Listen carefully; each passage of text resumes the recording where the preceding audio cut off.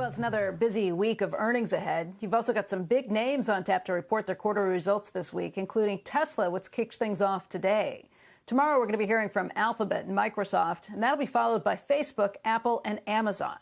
Joining us right now with some stocks to watch is Carrie Firestone, the chairman, CEO, and co-founder of Aureus Asset Management, also a CNBC contributor, and Courtney Gibson, who is president of Loop Capital Markets. She's also a CNBC contributor, and welcome to both of you. Carrie, why don't we start off talking a little bit about some of these tech stocks, because I know that you're looking at things like Facebook, and you think at $300, that's a price you like.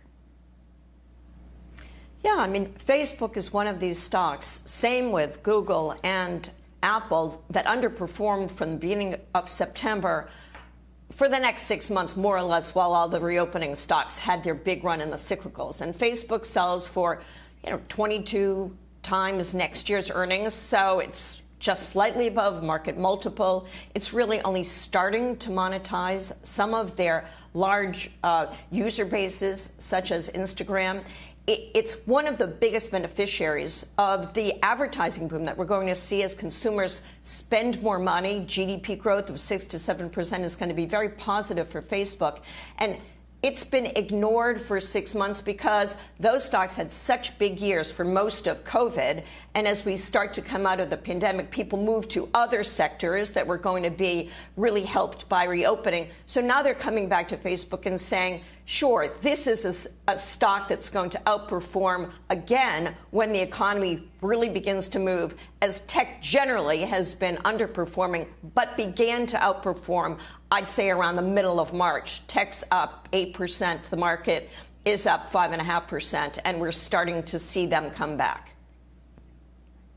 Courtney, you've been a little more cautious about this. I know that you've been trimming some positions as we've seen these new highs that continue to get set, not only in stocks like Target and Bank of America, but also with Apple. What's your concern? Well, so nice to see you today, Becky and Carrie. It's really interesting. We've seen some incredibly smart investors and economists just talk about the potential for a pullback.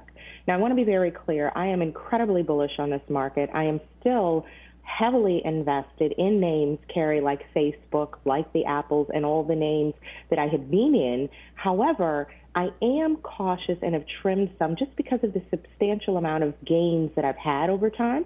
And if we do get a pullback, I want to get back in these names at lower multiples where, some of them might get pared back unreasonably after earnings. So we'll see kind of what happens here as we move into earnings. And, it's less about earnings right now, in my opinion, Becky, and what happened in the first quarter, and more about the guidance, whether formal or informal, that we get out of these companies to help us as we look through to the third and fourth quarter of the year.